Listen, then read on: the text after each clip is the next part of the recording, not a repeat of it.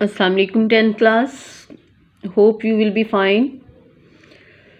तो जी क्लास हम पढ़ रहे हैं चैप्टर नंबर 15।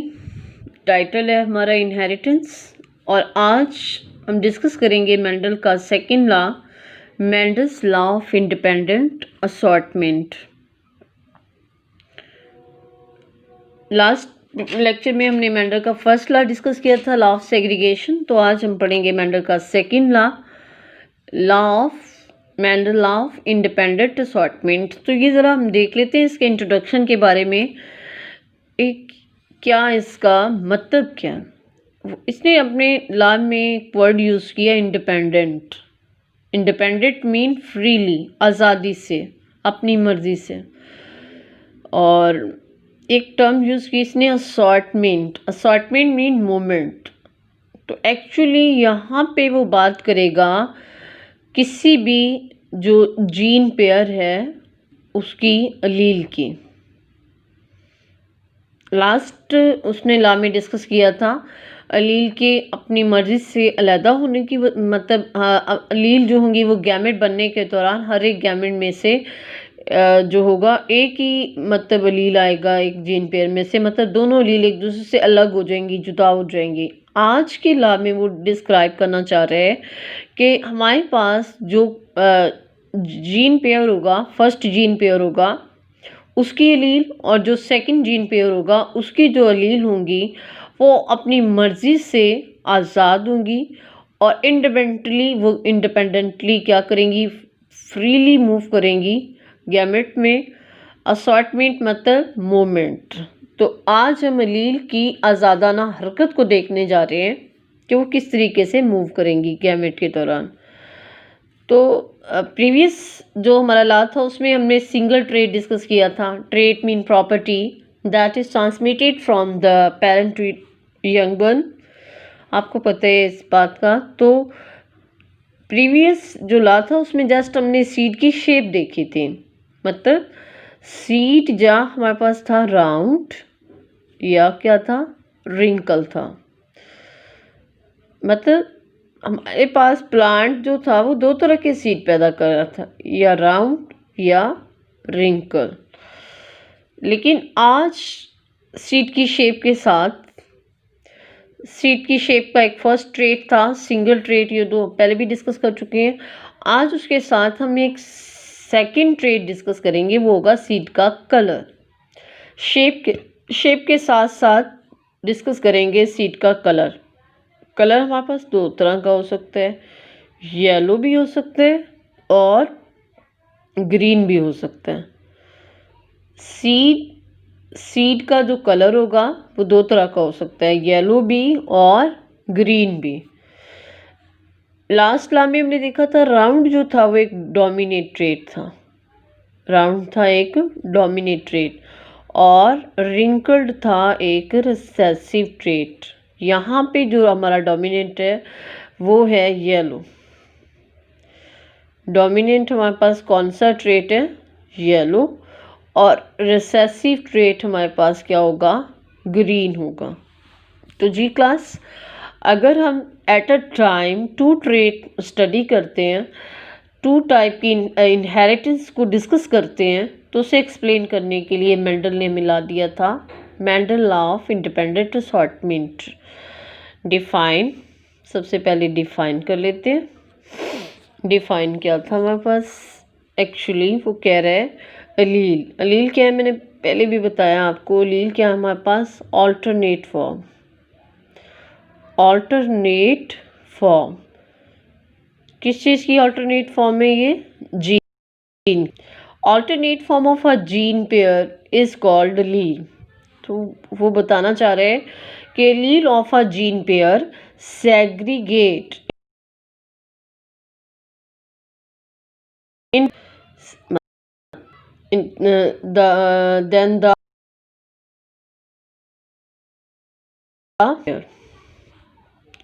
जो हमारा सेकंड जीन पेयर है और जो हमारा फर्स्ट जीन पेयर है, उस दोनों की जो कंपैरेटिवली एलील अगर देखी जाए तो while gamete formation they will be easily relaxed to move in each gamete. They will not be bound.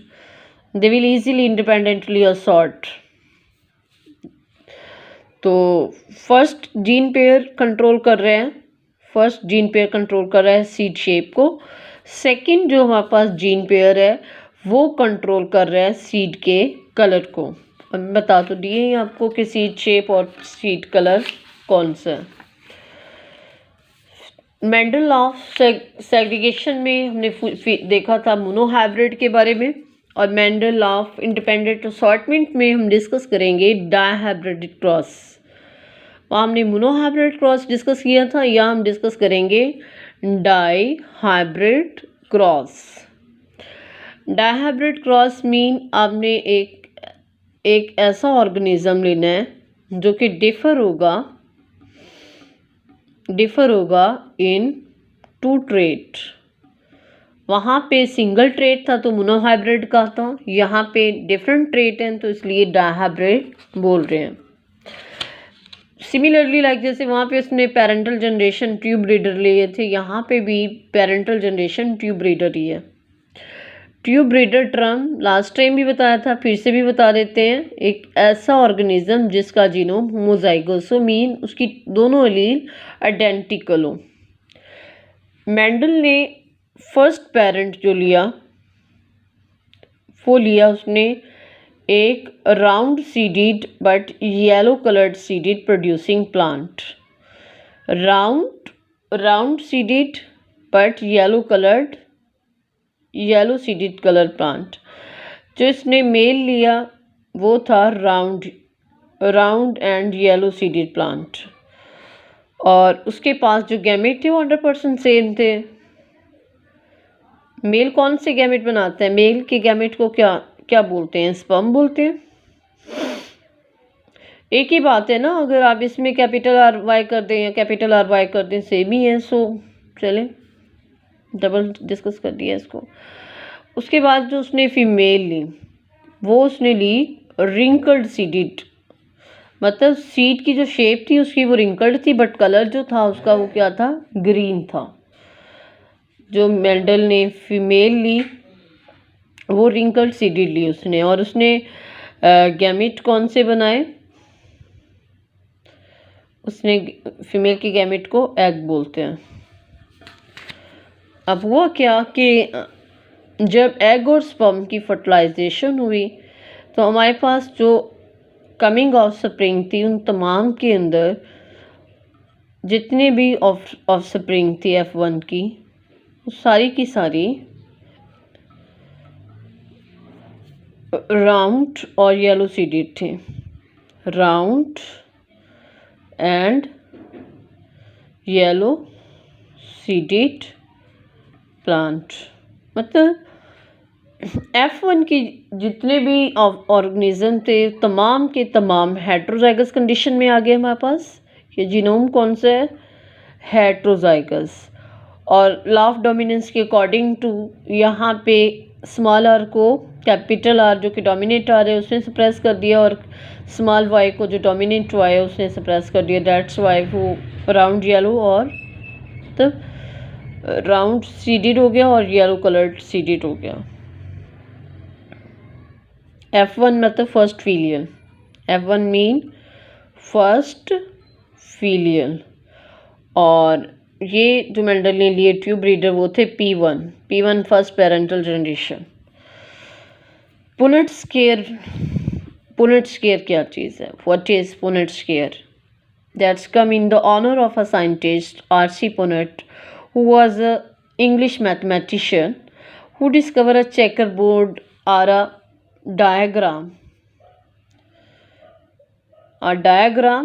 which is used to predict the outcome of a particular cross or a breeding experiment। Mean जब हम interbreed कराते हैं तो उसके दौरान जितने भी particular crosses के दौरान जितने भी आपके पास आउटकम आता है, जितनी भी जीनोटाइप आती है, उसे प्रोडक्ट करने के लिए मेंडल ने हमें ये एक चेकर बोर्ड डायग्राम दी थी।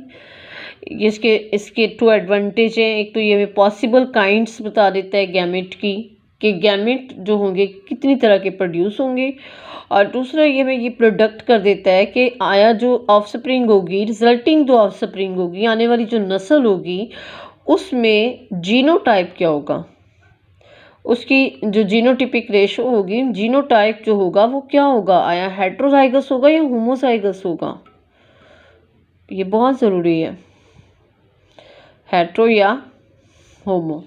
तो ये पुनेट स्क्वायर था, इसका फंक्शन हमने प्रीवियस लेक्चर में भी देखा है। मेंडल ने ये चेक करने के लिए कि ये जो F1 जनरेशन है ये सारे के सारे राउंड येलो क्यों है, ये चेक करने के लिए मेंडल ने क्या किया, F1 का फर्स्ट फिलियल जनरेशन का फर्स्ट फिलियल से सेल्फ फर्टिलाइज करवा दिया। क्या करवा दिया, सेल्फ फर्टिलाइज, उन्हें आपस में ही क्रॉस करा दिया ताकि ये चेक करे कि वो फिनोटाइप कहाँ चली गई। F1 का जब हम F1 से क्रॉस कराते हैं तो रिजल्टिंग जो ऑफस्प्रिंग होती है उसे हम कहते हैं F2 mean second filial generation. F2 का मतलब क्या होता है, सेकेंड फिलियल जनरेशन। मेंडल ने जब एक क्या कहते हैं F1 जो हेट्रोजाइगस या मोनोहाइब्रिड जो डायहाइब्रिड ऑर्गेनिज्म लिया वो मेल लिया एक, और दूसरी क्या ली, फीमेल ली। पॉसिबल जो नेचर थी उनके गैमेट की वो 4 टाइप थी, या कैपिटल आर कैपिटल वाई हो सकता था, या कैपिटल आर स्मॉल वाई हो सकता था, या स्मॉल आर कैपिटल वाई, या स्मॉल आर और स्मॉल वाई। मतलब ये जो गैमेट प्रोड्यूस करते थे ये 4 टाइप के पॉसिबल इनकी जीनोटाइप हो सकती थी। जो मेल था वो भी सेम ही जीनोटाइप प्रोड्यूस कर रहा था, capital R capital R small R capital Y, small R और स्मॉल वाई। यहाँ पे भी कितने स्पर्म भी कितनी तरह के थे, 4 टाइप के, और एग भी कितनी टाइप के आ गए हमारे पास, 4 टाइप के। इसका अब हम क्या करेंगे, पुनेट स्क्वायर चेक करेंगे कि क्या पॉसिबल कंडीशन है। मेल गैमेट को हम कहाँ रखेंगे, स्पर्म को हम रखेंगे चेकर बोर्ड की टॉप पे, और जो एग है उसको हम रखेंगे चेकर बोर्ड की राइट साइड पे। अब हमने क्या करना है, फर्स्ट जो हमारा एग है उसको हमने फर्टिलाइज करना है फर्स्ट स्पर्म के साथ। अगर आप फर्स्ट एग को फर्स्ट स्पर्म के साथ फर्टिलाइज करते हैं, फर्स्ट एग को फर्स्ट स्पर्म देंगे तो आपके पास आ जाएगा genotype capital R, double capital Y, और जो ऑर्गेनिज्म आएगा वो होगा round seeded but yellow colour, round yellow. अब जब एग को सेकेंड स्पर्म से फर्टिलाइज करेंगे तो आपके पास आएगा genotype capital double R capital Y and small. तो यहाँ पे भी आपके पास राउंड होगा, राउंड येलो। राउंड तो जाहिर सी बात है होगा ही, येलो क्यों होगा, क्योंकि एक कैपिटल वाई मौजूद है और कैपिटल वाई ने स्मॉल वाई को क्या कर दिया है, मास्क ओवर कर दिया है। जब थर्ड स्पर्म से फर्स्ट एग फर्टिलाइज होगा तो आपके पास आएगा capital R small R capital Y round yellow. 4 जब आप स्पर्म से फर्टिलाइज करेंगे फर्स्ट एग को, capital R small R capital Y small Y, एक डोमिनेंट लील होने की वजह से यहाँ पे भी हमारे पास जो ऑफस्प्रिंग आएगी वो होगी राउंड येलो। तो फर्स्ट 4 बेबी सारे के सारे राउंड येलो हैं। उसके बाद जब सेकेंड एग को हम फर्स्ट फर्टिलाइज करेंगे फर्स्ट स्पर्म से, capital R double capital Y and small Y, तो भी हमारे पास राउंड येलो होगा। जब सेकेंड स्पर्म से करेंगे capital R small Y small, तो ये थोड़ा चेंज हो जाएगा, यहाँ पे राउंड तो होगा लेकिन कलर क्या हो जाएगा, ग्रीन, क्योंकि हमारे पास दोनों स्मॉल वाई आ गए हैं और दोनों स्मॉल वाई जो हैं वो ग्रीन कलर के लिए हैं। एक न्यू फिनोटाइप डेवलप हो गई है।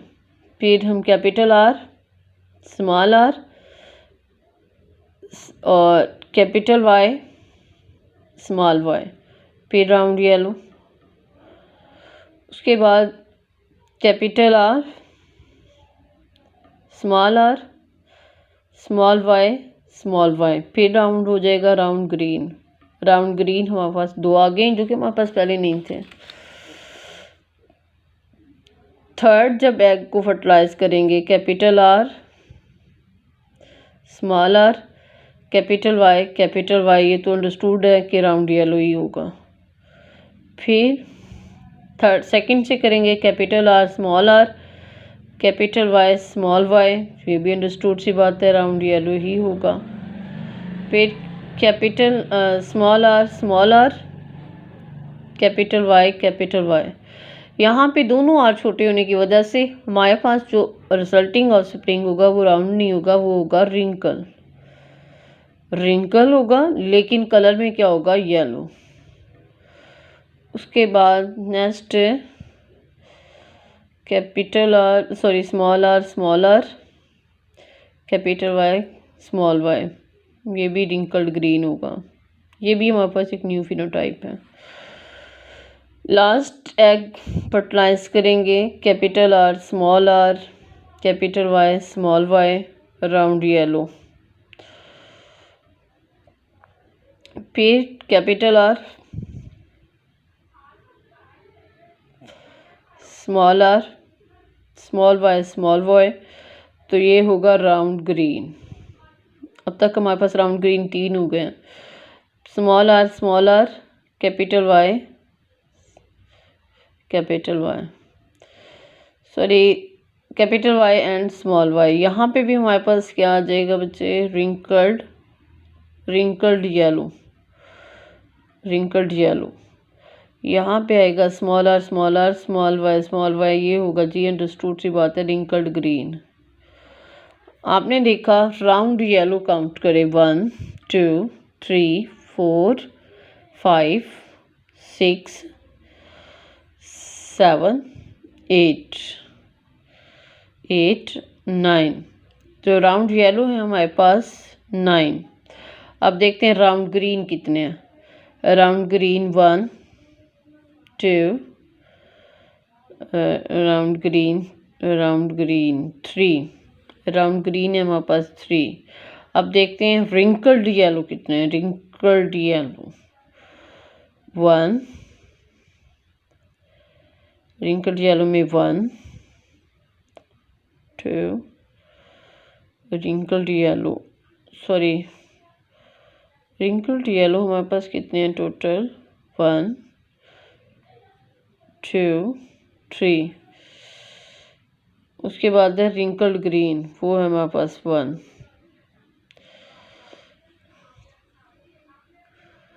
रिंकल्ड येलो, ये 3 है, ठीक है।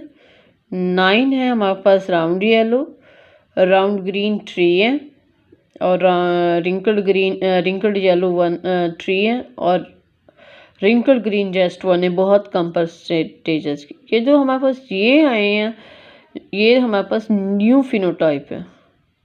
हमने पेरेंट में ये नहीं लिए थे।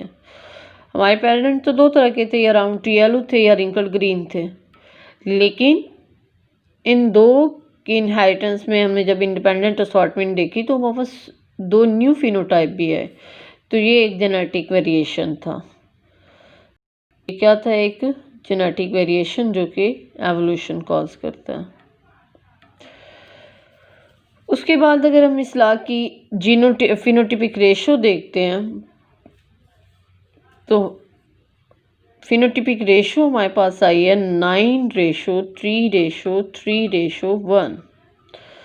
फर्स्ट की थी 3:1 और इसकी है 9:3:3:1। तो हमारा इनहेरिटेंस चैप्टर क्लोज हो गया। उसके बाद है हमारे पास क्लास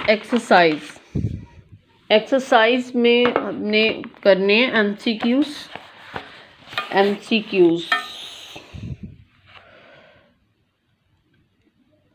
एमसीक्यूज फर्स्ट 7 करने हैं हमने। फर्स्ट है हमारे पास, an organism expressed physical trait such as seed colour और pod shape is called its phenotype. Physical expression हमें पता है फिनोटाइप को बोलते हैं। उसके बाद an organism has 2 different allele. अगर एक ऑर्गेनिज्म के पास 2 डिफरेंट एलील हो तो वो हेट्रोजाइगस होता है, सेम होती तो होमो होता। थर्ड एमसीक्यू से, in the cross pollination between a tube breeding yellow pot plant and a tube breeding green pod plant where the green pod color is dominant. Green pod colour क्या है हमारे पास, dominant colour है.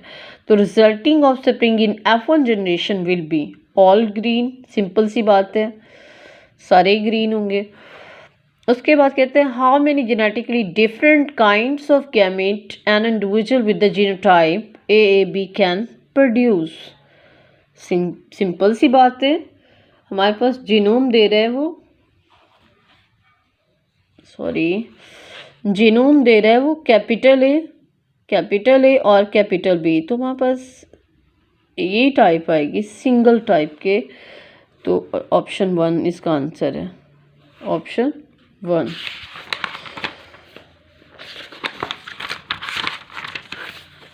उसके बाद MCQs number है 5. Which of the following statement regarding the gene is false? तो gene consist of long sequence of DNA.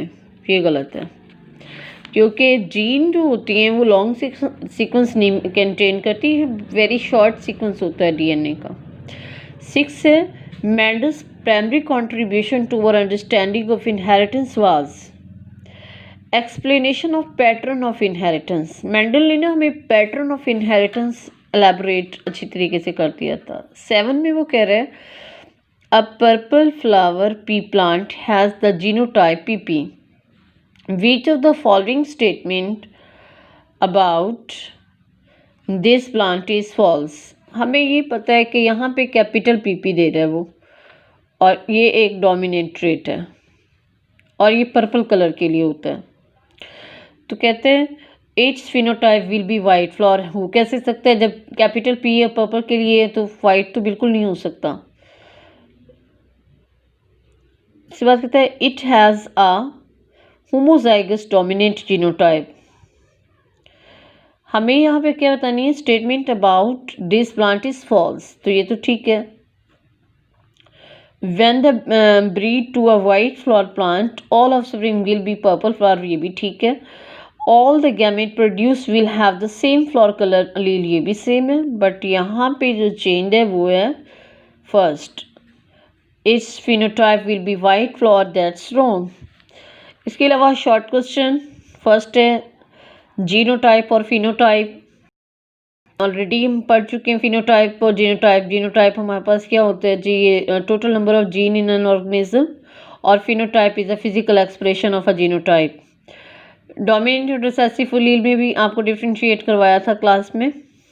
उसके बाद होमोजाइगस का भी किया हुआ है हमने, ये हमारे कोर्स में नहीं है. क्वेश्चन नंबर 4 नहीं है. लॉन्ग हमने फर्स्ट भी करना है, सेकंड भी करना है, थर्ड भी करना है, फर्स्ट 3 करना है. तो ये थी क्लास आपकी एक्सरसाइज. आपने करना क्या है, ये जो पुनेट स्क्वायर ड्रॉ की है इसकी आपने प्रैक्टिस करनी है, और इसका पुनेट स्क्वायर आपने मुझे बना के भेजना. अगर कोई क्वेश्चन हो, कुछ प्रॉब्लम हो, समझ ना आ रहा हो तो फिर कमेंट करने आपने बताना है मुझे. अपना ख्याल रखिएगा. अल्लाह हाफिज़.